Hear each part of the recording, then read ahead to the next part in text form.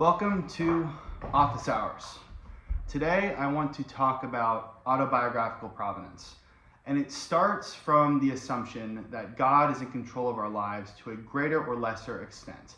And from that we can infer that where we were had a point, where we are has a point, and we can draw conclusions about that to determine what it is we should do next, because all of this, past, present, and future, is united into one cohesive narrative. I believe this is an exercise that you can apply to your own life. I'm going to use my life as an example. So I've been in this theologian and training business for a while now. I have over 50 of these, and when I look back over my past, I see a series of disconnected events that all combined to lead me to where I am now. Unexpectedly combined to lead me to where I am now. And I want to go through these with you. When I was in high school, I was a leadership trainer at a Boy Scout camp. And part of the job requirements of that role was to give oral presentations. It was 30 to 45 minute presentations given throughout the course. And we practiced for these all year. So we would train, we would do reps, we would critique each other's presentations. And this was really my first look into the world that is oral presentation. And where I want to go next is when I was in college, I was a political science major. And I was on one side of the aisle, I had friends that were on the other side of the aisle. And we were the kind of people where our idea of a good time would be to debate endlessly. Pretty much nobody changed their minds throughout the course of my time there. But when I look back on debate, regardless of what topic you're debating, it is an incredibly interesting and incredibly formative intellectual exercise, because you have to hold your concept in your mind. You have to compare it, contrast it, you have to attack the other person, you have to receive criticism to your point, you need counter arguments, you need more evidence, you end up synthesizing new positions in the middle of all this. And I spent so many hours just doing this for fun without really understanding the ramifications of engaging in that kind of mental exercise.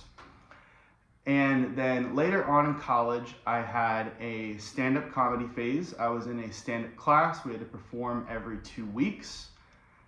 And you can imagine the process, the coming up with the idea, preparing the set, memorizing the set, performing it dynamically enough to be funny and convincing and bold, and then eventually finding comfort with improvising within your own creative structure.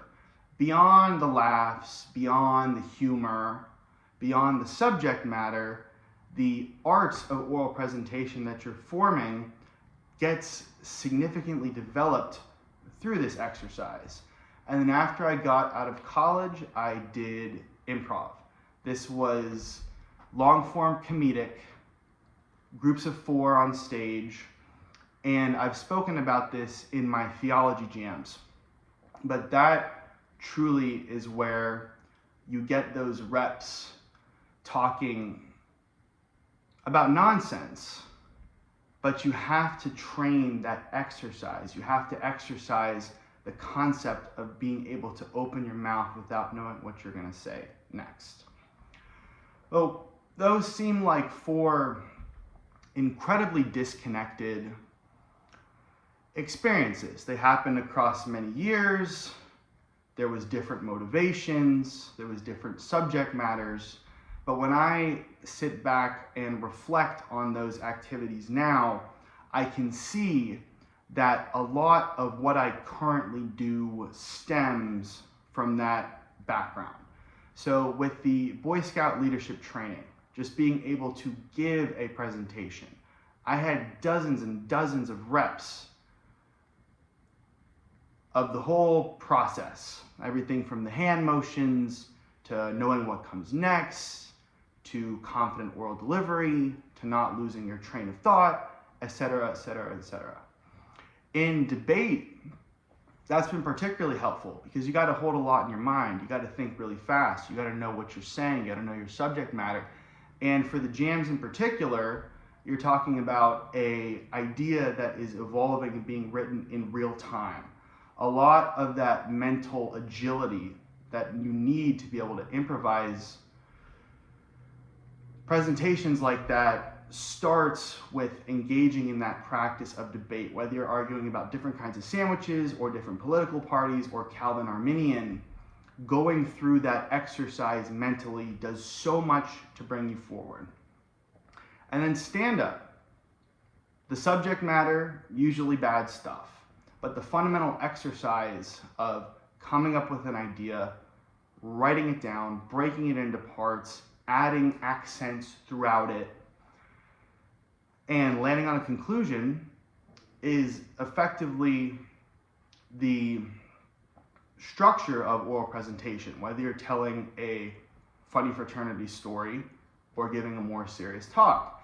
And then improv is probably the most important thing, because if you're not working off a script, you are improvising. If you're not working off a script, you could be doing a lecture on the differences between different brands of batteries, and your brain is still doing that work of moving forward without the particular words to say. That is a skill you hone explicitly through the practice of improvisation. And so when I look back over those 4 experiences and I find myself here, I am not incredibly surprised by it. My recommendations to you: firstly, do stand up and improv. Find a club, find a class, do a level or 2, get some experience with it, because not only is it fun, it is so beneficial to move you forward as a communicator. I think it's understated. And one thing, in my stand-up class, there was about 20 people, and in my improv class, there was about 20 people. By the end of it, everybody could do it. These are skill sets. A lot of people think about oral comedic performance and think, oh, I couldn't do that. I'm not the kind of person who does it. I'm not confident enough. But I think everybody has that ability. They just need to train it.